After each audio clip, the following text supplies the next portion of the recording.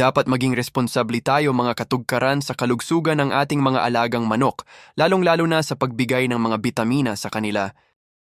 Welcome to Tugkaran ni Abay Backyard. Magandang araw mga katugkaran.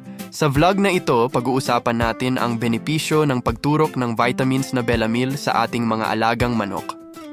Ang Belamil ay isang uri ng vitamin B complex injection na karaniwang ginagamit sa mga hayop tulad ng manok, baboy, at baka para mapalakas ang katawan at makatulong sa kanilang kalusugan. Isa sa pinakamahalagang benepisyo ng Belamil ay ang pagpapalakas ng resistensya ng manok.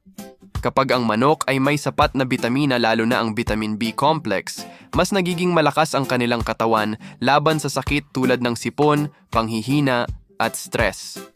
Kaya madalas itong ginagamit ng mga nag-aalaga ng manok lalo na kapag ang manok ay bagong dating, nanghihina o galing sa biyahe. Pangalawa, nakakatulong ito sa pagbalik ng gana sa pagkain. Kapag napansin natin na ang manok ay walang ganang kumain, matamlay o parang nanghihina, ang pagturok ng Belamil ay makakatulong upang bumalik ang kanilang sigla. Kapag bumalik ang gana sa pagkain ng manok, mas mabilis silang lumaki at mas nagiging malusog. Pangatlo, nakakatulong ito sa pag-recover ng manok kapag sila ay na-stress. Ang stress sa manok ay maaaring manggaling sa paglipat ng kulungan, pagbabago ng panahon, pagbiyahe, o kahit pagkatapos ng bakuna. Kapag ang manok ay na-stress, humihina ang katawan nila. Sa pagturok ng Belamil, nabibigyan sila ng dagdag na bitamina na tumutulong para mas mabilis silang makabawi. Pang-apat, nakakatulong din ito sa pagpapalakas ng dugo at ugat ng manok. Ang vitamin B complex ay mahalaga sa maayos na daloy ng dugo at sa paggana ng nerves o ugat ng katawan. Kaya kapag tama ang paggamit nito, mas nagiging aktibo at masigla ang ating mga alagang manok. Panglima, nakakatulong din ito sa mas mabilis na paglaki ng mga batang manok o sisiw. Kapag ang katawan ng manok ay may sapat na bitamina, mas maayos ang kanilang metabolismo at mas nagagamit ng katawan ang sustansya mula sa pagkain. Pero mga katugkaran, paalala lamang na gamitin ang Belamil sa tamang paraan at huwag sosobra sa dosage.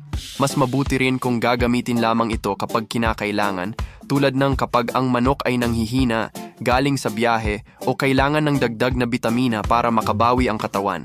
Sa tamang pag-aalaga, tamang pagkain at tamang bitamina, siguradong magiging malusog, malakas at maganda ang kondisyon ng ating mga alagang manok. Mga katugkaran, dito na po nagtatapos ang ating vlog tungkol sa benepisyo ng pagturok ng Belamil sa manok. Sana ay may natutunan kayo na makakatulong sa pag-aalaga ng inyong mga alagang manok.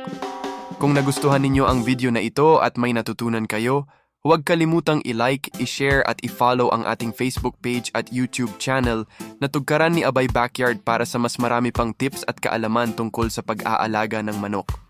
Maraming salamat sa inyong walang sawang suporta at kita-kits po tayo sa susunod nating vlog.